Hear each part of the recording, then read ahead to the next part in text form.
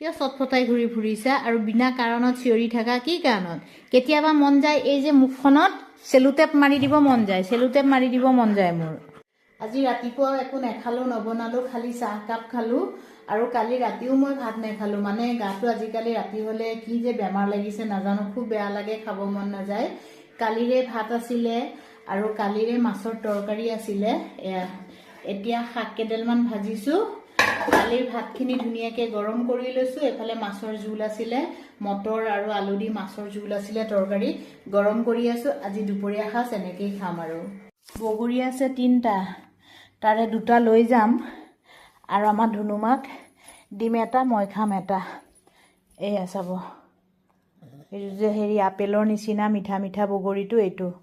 আৰু আমাৰ ধুনুমাই খাই বহুত ভাল পায়, এতিয়া খাব তাই। আমাৰ জিমি ইমান ভাল, কুকু পোৱালিটোৰ লগত খেলিছে, কিন্তু আমাৰ বুবুৰ লগতহে নবনে তাই।